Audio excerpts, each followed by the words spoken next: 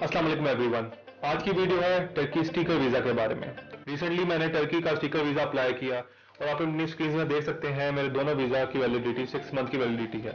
पहले भी रिसेंटली मैंने दिसंबर के अंदर अप्लाई किया था वीज़ा और 3 मंथ की वैलिडिटी का मिला था, मगर अब कोरोना वायरस की वजह से 6 मंथ की वैलिडिटी का मिल रहा है। या मैंने काफ़ी दफ़ा ये भी देखा है कि कराची में स्पेशली 12 मंथ्स की वैलिडिटी का भी वीज़ा मिल रहा है, मगर लाहौर में 6 मंथ की वैलिडिटी का ट्रेंड मैंने अभी तक देखा है। इसके अलावा रिसेंटली मैंने एक और क्लाइंट का केस भी डील किया था। उनकी जीरो ट्रैवल हिस्ट्री थी, उनका बैंक बैलेंस भी लो था, मगर 7 दिन पहले उनके अकाउंट में थोड़े से पैसे डलवाए थे। क्लोजिंग बैलेंस ज्यादा था उनका और ज्यादा भी नहीं था, 3 to 4 लाख रुपीज थे। और इसके अलावा उनको जॉब का भी थोड़ा सा इशू था, बिजनेस था पर रजिस्टर्ड नहीं था। ये सारे मैटर्स हमने डील किया, अच्छी फाइल बनाई और उनका वीजा भी सेम वैलिडिटी का लग गया। आपने वीडियो एंड तक देखनी है ताकि इसके अंदर मैं ऐसी टिप्स एंड ट्रिक्स बताऊंगा, सिर्फ डॉक्यूमेंट्स नहीं बताऊंगा कि कौन से जमा करने हैं। वो डॉक्यूमेंट्स में लिखना क्या है, कैसे डॉक्यूमेंट्स अरेंज करने हैं, अगर आपके पास कोई चीज का इशू है, जॉब का इशू है, आपका एनटीएन का इशू है, आपने कवर लेटर में क्या लिखना है, सारी डिटेल्स मैं आपको 1 by 1 समझाऊंगा। सो आपने वीडियो एंड तक देखनी है। विदाउट एनी फर्दर डिले हम स्टार्ट करते हैं।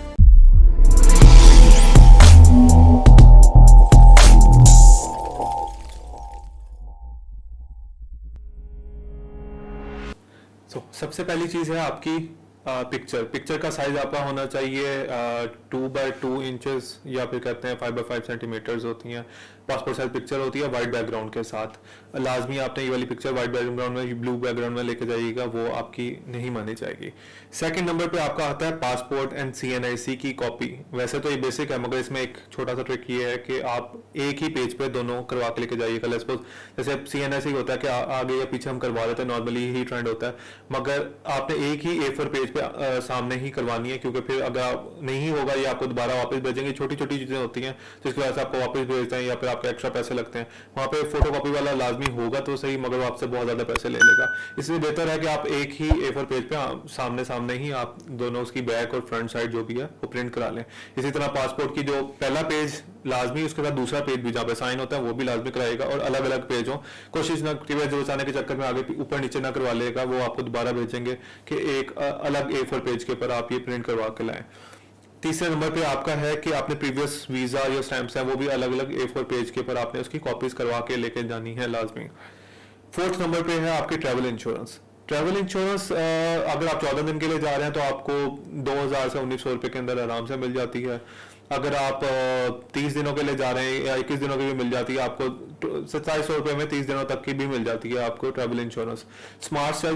smartchoice.pk के अगर आप इस वेबसाइट पर जाएंगे वहां पर आपको वैरायटी ऑफ इंश्योरेंस मिल जाएगी। वहां पर जाकर आप कोई भी सिलेक्ट करेंगे, कंट्री सेलेक्ट करें, आप अपनी डिटेल्स वगैरह डालें कि आपने कब से कब तक जाना है, कितनी देर के लिए चाहिए, और आपको काफी ज्यादा इंश्योरेंस आ जाएगी। आप कोई भी एक सेलेक्ट करके आप वहां से बाय कर सकते हैं। सिंपल सा प्रोसीजर है, आपको हार्डली कुछ घंटों के अंदर आपको यहाँ से ट्रैवल इंश्योरेंस मिल जाएगी। अगर आप नहीं लेके जाते हैं तो ये वाली सर्विसेज वहां पे जाके जेरिस वाले भी प्रोवाइड करते हैं, मगर वो आपको ज्यादा कॉस्टली पड़ जाती है। इट्स बेटर कि आप घर में ही अपना ये करा लें, आपको ज्यादा पैसे नहीं लगेंगे। मैक्सिमम 2000 रुपए के अंदर आप घर बैठे बैठे ही अपनी एक इंश्योरेंस करवा लेंगे। इसके अलावा है फ्लाइट रिजर्वेशन नंबर 5 पे, और नंबर 6 पे है होटल बुकिंग। फ्लाइट रिजर्वेशन और होटल बुकिंग आप खरीद के ना जाएं कभी भी, आपके पैसे एक्स्ट्रा ज़ाया हो जाएंगे अगर आपका वीज़ा नहीं लगता। अगर खरीद भी लेते हैं कोई मसला नहीं, अगर आपको इन्फॉर्म है कि आपका वीज़ा लगना है, मगर आप नहीं, उधर लिखा भी होता है कि हमने रिकमेंड नहीं किया कि आप होटल या फ्लाइट कराएं, तो उसकी एक टिप एंड ट्रिक है कि आपने फ्री में होटल और फ्लाइट बुकिंग किस तरह करवा सकते हैं।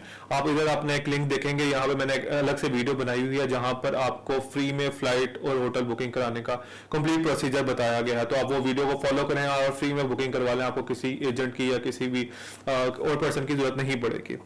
नंबर 7 पे है bank statement and maintenance letter. याद रखिएगा कि खाली आप बैंक स्टेटमेंट ना लेके जाएं। पहला क्वेश्चन ये है कि बैंक स्टेटमेंट के बारे में आपसे बात करते हैं। बैंक स्टेटमेंट है वो कितनी होनी चाहिए? देखिए ये वेरी करता है। अगर आपकी बाकी केस सही है और आपकी बैंक बैलेंस लो है, बहुत भी लो नहीं होना चाहिए, आपको इशू होगा, किस तरह मेंटेन करनी है वो भी मैं आपको बता देता हूँ। वो 3 मंथ से अपना 6 मंथ की वो बैंक स्टेटमेंट मांगते हैं। अगर आप 6 मंथ अगर आपकी है आप वो दे दें ज़्यादा बेहतर है, मगर 3 से 4 मंथ भी ले जाएंगे तो आपकी वो भी बैंक स्टेटमेंट एक्सेप्ट कर लेते हैं। तो बैलेंस कितना होना चाहिए? बैलेंस आपका अगर 3 लाख से 4 लाख है तो मोर देन इनफ है, मगर अगर आपका लेट्स सपोज आप खुद ही एक अंदाजा भी लगा सकते हैं। लेट्स सपोज 10 दिनों के लिए जाना है, 10 दिनों की मुझे होटल बुकिंग मिल रही है 3000 रुपए की पर नाइट, तो 10 दिनों को 3 से मल्टीप्लाई करें, 30,000 रुपए आपके इसमें लगने हैं। फ्लाइट आपको मिल रही है 17,000 रुपए की, 1 लाख रुपए यहाँ पे हो गए। अगर खाने पीने का मिला लें, आपको जितना आपने लिखा हुआ है कहाँ कहाँ मैंने फिरना है, कवर लेटर में आपको ये लिखना होगा कहाँ कहाँ फिरना है, किस तरह फिरना है, तो आप उसको मल्टीप्लाई करेंगे कितना खर्चा आ सकता है, उससे थोड़े से ज्यादा बता के आप लिख सकते हैं उसके अंदर। कम दिनों का तो कम पैसे लिखने हैं, ज्यादा दिनों का आप ज्यादा पैसे भी लिख सकते हैं। तो इस तरह आपको आपका एक बैंक स्टेटमेंट बन जाएगी। ठीक है, उसके अलावा दूसरी चीज जो है वो है मेंटेनेंस लेटर। आप खाली बैंक स्टेटमेंट लेके जाएंगे तो आपको अगेन वो वापस भेज देंगे, आपका दिन जाया हो जाएगा। तो आप बैंक जहां पे अपनी बैंक स्टेटमेंट लेंगे जिस बैंक से, वहां से मेंटेनेंस लेटर भी ले लें, वो आपको फॉरन बना देंगे, उनका फॉर्मेट पहले से बना पड़ा होता है, तो वो विद इन फ्यू मिनट्स आपको वो बना के साथ ही दे देंगे, आप मैनेजर को जाके कह सकते हैं बैंक का। तो इसके अलावा आपका 8 नंबर पे है एम्प्लॉयमेंट लेटर एंड एनओसी। अब एम्प्लॉयमेंट लेटर एक अलग चीज है, एनओसी एक अलग चीज है। ये उन लोगों के लिए जो जॉब करते हैं, जो बिजनेस है उनके लिए मैं अलग से बताता हूँ। तो जॉब करते हैं, आपने एक एम्प्लॉयमेंट लेटर, उस पर एक चीज याद रखिएगा, इस पर स्टैंप लाजमी हो सब चीजों के पर, एम्प्लॉयमेंट से रिलेटेड जो भी है। एक डॉक्यूमेंट जिसके अंदर आपकी जॉब की पे लाजमी लिखी होनी चाहिए, आपका नाम लाजमी लिखा होना चाहिए, आपकी डेजिग्नेशन लाजमी लिखा होना चाहिए, और ड्यूरेशन ऑफ पीरियड लाजमी लिखा होना चाहिए इसके अंदर। क्योंकि ये आप जो आप उसके ऊपर नंबर लिखा होगा वो उस पर कॉल करके चेक भी करेंगे, और ये सारी चीजें उनसे कॉल करके पूछेंगे भी कि ये चाहे सारी चीजें वेरीफाई करेंगे। जैरीज वाले मोस्टली करते हैं, एम्बेसी वाले नहीं करते, उनके बिहाफ पे जैरीज वाले करते हैं। तो आपने ये वाली चीजों का ख्याल करना है। सेकंड नंबर पे एनओसी लेटर कभी पूछ लेते हैं, कभी नहीं पूछते, टोटली इन पर डिपेंड करता है। पहले वीजा में नहीं पूछी थी, मैं दूसरे वीजा में पूछी थी। एनओसी लेटर क्या होता है कि आपको आप जॉब लेटर ही होता है, उसी तरह होता है, सारी डिटेल उसमें ये लिखा होता है, मैं कोई इशू नहीं है कि इस डेट से इस डेट में अगर हमारा जो एम्प्लॉयर है वो अपना जा रहा है, तो उसमें ये सारी चीजें लिखी होती हैं। नंबर जो 10 पे है वो सैलरी स्लिप्स है। सैलरी स्लिप्स बनाने का अगर आपके पास नहीं है वाली चीजें तो किस तरह क्रिएट करनी है वो आप हमसे कॉन्टेक्ट कर सकते हैं, हम आपको अपनी सर्विसेज प्रोवाइड कर देंगे इससे रिलेटेड। सैलरी स्लिप्स का ये है कि अगर आप 4 मंथ्स की 5 मंथ्स की भी ले जाएंगे, वो आपकी बाकी निकलवा के 3 मंथ्स की एक्सेप्ट करेंगे, तो 3 मंथ्स की अपनी सैलरी स्लिप्स लाजमी, लास्ट जो 3 मंथ्स है उसकी लाजमी सैलरी स्लिप्स लेके जाइएगा। और याद रखें अगेन ये तीनों डॉक्यूमेंट्स है ये स्टैम्प्ड हो। अब इसके अलावा जो है बिजनेस वाले होते हैं कि उनका एनटीएन वगैरह तो एक अलग चीज है, उनकी बिजनेस की स्टेटमेंट लगती है, बैंक स्टेटमेंट लगती है, उनके बिजनेस के जो डॉक्यूमेंट्स हैं उसका रजिस्ट्रेशन सर्टिफिकेट और उससे रिलेटेड जो भी हैं तो उनके बिजनेस के लगते हैं। अगर साथ साथ वो उनके ऊपर पर्सन भी लगाना चाहते हैं, उनका बैंक बैलेंस अच्छा वो दिखाना चाहते हैं कि जो अपने कंट्री का टायर्स अच्छे शो कर सकता है, तो अपनी वो वाली अपना पर्सनल बैंक बैलेंस भी शो कर सकते हैं उसके अंदर। अब मैं नंबर 8 मिस कर गया, वो है एनटीएन और टैक्स रजिस्ट्रेशन नंबर। अपना एनटीएन और टैक्स रिटर्न लाजमी नहीं होता, मगर एनटीएन लाजमी है। ठीक है, अगर आपका एनटीएन नहीं बना हुआ वो विद इन फ्यू मिनट्स आपका एनटीएन बन जाता है। आप वो हमारी सर्विसेज भी ले सकते हैं, किसी लॉयर के पास भी जा सकते हैं, हम भी आपको ये चीज़ प्रोवाइड कर देंगे। इतना कोई ज़्यादा मुश्किल काम नहीं। अगर आप घर बैठे भी करना है तो उससे रिलेटेड अलग वीडियोज़ भी हैं, आप वो देख के अपना एनटीएन घर बैठे भी बनवा सकते हैं। तो आप अपना एनटीएन लाजमी बना के जाए, जितना पुराना होता बेहतर होता है, मगर ये एनटीएन रजिस्ट्रेशन आजकल लाजमी की हुई है इन्होंने। अब नंबर 11 पे है cover letter. Cover letter mostly लोग शुरू में रखते हैं, मैं इसको एंड में रखा क्योंकि कवर लेटर में आपने सारी चीजें जो लिखी हैं, जो डॉक्यूमेंट प्रोवाइड किए हैं, वो जस्टिफाई करने हैं। अब मैंने कोई स्पेसिफिक फॉर्मेट नहीं है, जो मैंने फॉर्मेट बनाया मैंने सिंपल उसमें लिखा हुआ कि मैं सबसे पहले मैंने एक पैराग्राफ बनाया कि मैं जाना चाहता हूँ इस डेट से इस डेट के अंदर। सेकंड पैराग्राफ में बताया कि मैं ये जॉब करता हूँ और मैं ये काम करता हूँ। थर्ड पैराग्राफ में बताया कि मेरे पास इतने इतने पैसे पड़े हुए हैं। फोर्थ पैराग्राफ में मैंने ये बता दिया कि मैं यहाँ से यहाँ तक पहले ट्रैवल कर चुका हूँ, अगर आपकी नहीं है तो आप मिस करा दें और कुछ वो चीज़ के अंदर लिख दें। तो मैंने ट्रैवल हिस्ट्री अपनी लिखी हुई थी, और जो लास्ट बिल्कुल है उसके अंदर ट्रैवल आइटिनरी लिखी हुई है कि मैंने एग्जैक्ट मैंने एक डेट की लिखी है कि इस दिन मैं ये करूंगा, इस दिन मैं ये वाली चीज़ करूंगा। सपोज मैंने टर्की जाना है, मैंने लिखा था इस दिन मैं फ्लाई करके टर्की पहुंचूंगा और मेरा ये होटल का नाम है, मैं इस होटल में जाऊंगा, तो मैंने पहले से बुकिंग करवाई हुई थी होटल की। ठीक है, तो वो फिर मैं बताऊंगा कि मेरी फ्लाइट कितने बजे जाएगी। तो आपने ये देखना है कि जिस टाइम जा रही है वो ये ना हो कि लेट्स सपोज अगर आप 1 बजे पहुंच रहे हैं और आपने उस टाइम दिन की बुकिंग नहीं कराई हुई तो ये नेगेटिव में चला जाएगा। वैसे भी बुकिंग फ्री में हो रही है तो आपको चाहिए कि एक दिन पीछे एक्स्ट्रा और एक दिन आगे भी एक्स्ट्रा करवा लें तो आपको कोई इशू नहीं होगा।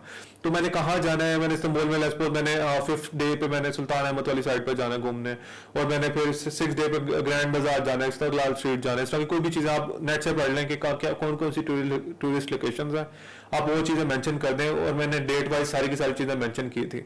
स्टिल अगर आपको हमारी सर्विसेज से रिलेटेड भी चाहिए तो मैं आपको उसकी पूरा फॉर्मेट हम अपना खुद आपको प्रोवाइड करते हैं और आपको सारा एक्सप्लेन भी कर देते हैं।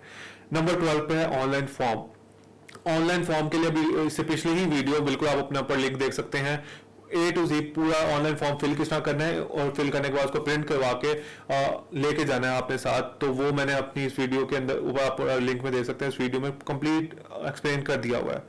नंबर 13 पे ये लाजमी नहीं है, मगर आपका हो जाता है तो स्ट्रॉन्ग टाई शो करता है। अगर आपकी कोई प्रॉपर्टी है तो उसका डॉक्यूमेंट अरेंज करने का तरीका ये है कि आप उसकी फर्द की कॉपी करा के किसी भी नोटर के पास लेके जाएंगे, वो 10-15 रुपए लेते हैं और पर पेपर वो आपको अटैच करके दे देंगे।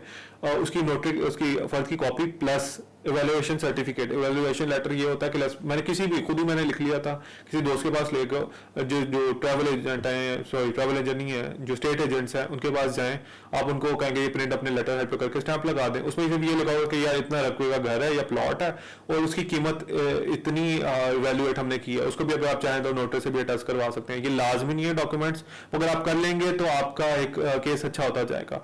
नंबर 14 पे है डिग्री। और अगर आपने कोई जॉब शो की है, मैंने इंजीनियरिंग शो किया है, तो मैं अगर साथ डिग्री लगा दूंगा या पीसी नंबर लगवा, अपना पीसी कार्ड होता है वो लगा दूंगा, तो वो भी एक पॉजिटिव चीज हो जाती है। अगर नहीं करेंगे अगेन कोई इशू नहीं होगा, मगर अगर आप लगाते हैं, काफी दफा कहते हैं कि आपने इंजीनियर शो किया है मैंने, तो आपने डिग्री तो की होगी, तो वो आप अपनी डिग्री लगाएं। तो इसमें आपने देख के चीजें अपनी मेंशन करनी है कि जो आप उसको जस्टिफाई कर सकें। और आखिरी जो मेरा 15 नंबर पे है वो एफआरसी इस केस में 2-3 केसेस में चाहिए हो सकती है। एक केस में तो लाजमी चाहिए, सपोज मेरी वाइफ साथ जा रही है तो उनके साथ मुझे एफआरसी देना लाजमी है, 100% लाजमी है। तो वो अगर मैं पहले गया था, वो मैं अकेला गया था, तो उसमें लाजमी नहीं था, पर मैंने जमा क्यों करवाया, सिर्फ ये शो करने के लिए मेरी वाइफ पीछे है, मैं मैरिड पर्सन हूँ और मेरी वाइफ अभी वो साथ नहीं जा रही, तो वो स्ट्रॉन्ग टाई शो करता है कि वो बंदा वापस आएगा अपनी वाइफ के पास मिलने के लिए। तो थर्ड एक और केस भी हो सकता है, लेट्स सपोज एफआरसी एक तो वाइफ के साथ है, एक पेरेंट्स के साथ भी होती है। लेट्स सपोज एक चाइल्ड है, वो स्टूडेंट है, वो शो करें कि जो बैंक बैलेंस है वो बैंक स्टेटमेंट की फादर वगैरह किया, उन्होंने स्पॉन्सर किया, तो आप एफआरसी लगा दें कि ये मेरे फादर हैं या मेरे भाई ने स्पॉन्सर, या कोई भी अपने रिलेशन शो करने के लिए एफआरसी इन सारे केसेस के अंदर लगाई जा सकती है। अब एंड में जब ये सारे डॉक्यूमेंट्स जमा हो जाएं आपके, आप उनका पूरा एक सेट बनाएं आप अपना, और आप सुबह के किसी टाइम वैसे 2 बजे तक ओपन होता है, 1:30 बजे तक, वैसे 4 बजे तक या 5 बजे तक कहते हैं, मगर आप जल्दी चले जाएं, 1-1:30 बजे के बाद वो अंदर आपको जाने नहीं देते। आप जेरिस के ऑफिस चले जाएं, बेसिकली गेट पे ग्लोब ने ले लिया इसे सारी सर्विसेज, मगर सेम ऑफिस है, सेम प्रोसीजर, सेम लोग ही बैठे हैं, नाम भी उन्हीं का चल रहा है, स्लिप भी उन्हीं के नाम से जाती है, जेरिस के नाम से, वेरीफाई करने वाले भी जेरिस है, मगर नाम सिर्फ गेट पे ग्लोब का लगा हुआ है। इसी तरह एक और एनाटोलियन सर्विसेज भी है, वो भी यही काम करते हैं, उनका ऑफिस डिफरेंट है, मगर मैं जेरिस को ही प्रेफर करता हूँ। जब आप उनके ऑफिस जाएंगे, सारे डॉक्यूमेंट्स लेके, वो आपके सारे डॉक्यूमेंट्स देखेंगे सबसे पहले कि कंप्लीट है, अगर नहीं है तो छोटे से भी किसी डॉक्यूमेंट की वजह से आपको वापस जाना पड़ सकता है, तो आप देख के एक डॉक्यूमेंट सेट करके लेके जाएं। फिर उसके बाद आपको एक इंटरव्यू लेटर देंगे। इंटरव्यू लेटर बहुत ही बेसिक सा होता है, कोई बड़ी चीज नहीं होती, इसके अंदर सिर्फ बेसिक चीजें पूछना, पहले कहीं गए हुए हैं, यस या नो में जवाब नहीं देना, आपने कंप्लीट इंग्लिश सेंटेंस लिखना है, ये बात याद रखिएगा, ठीक है। और इससे रिलेटेड छोटे क्वेश्चन होंगे, पहले कब गए हैं, कहाँ पे गए हैं, क्यों जाना चाहते हैं, आप कहाँ फिरना चाहते हैं, तो सिर्फ रिटर्न होता है, कोई वर्बली कोई नहीं पूछता, क्योंकि ये सिर्फ वो है जेरीज वाले हैं, ये कोई एम्बेसी वाले नहीं है ऑफिशियल, तो वो ये वाले सारे क्वेश्चन लाइव पूछ भी नहीं सकते हैं, सो वो सिर्फ आपको एक रिटर्न इंटरव्यू लेटर देंगे। उसके बाद जब इंटरव्यू लेटर देंगे आप, ये फिर उसके बाद अपने डॉक्यूमेंट जमा करवा देंगे। डॉक्यूमेंट जमा करवाने के बाद आपको वो कहेंगे पहले फी पे करके हैं। फी आजकल मेरे ख्याल में 17,400 समथिंग चल रही है, जैसा कि आप स्क्रीन में दे सकते हैं, आपको इस तरह की रसीद मिल जाएगी। इस रसीद पे आप गौर से देखें, ऊपर CN नंबर, एक कंप्यूटर नंबर लिखा हुआ है, एक CN लिखा होगा, CN नंबर है, इससे आप अपना पासपोर्ट ट्रैक कभी भी कर सकते हैं। अगेन जेरिस की वेबसाइट पे जाके, गेटवे ग्लोब की वेबसाइट पे जाके आपका पासपोर्ट ट्रैक नहीं होगा, आप CN नंबर अपना नोट करेंगे, आपको ट्रैक कर सकते हैं पासपोर्ट पे, मेरा पासपोर्ट कहाँ पहुंचा है, कब मिलेगा मुझे, तो आप अपना ये चीज याद रखिएगा। होपफुली आपको मेरी वीडियो अच्छी लगी होगी। इसके साथ ही नाजरीन, अल्लाह हाफिज।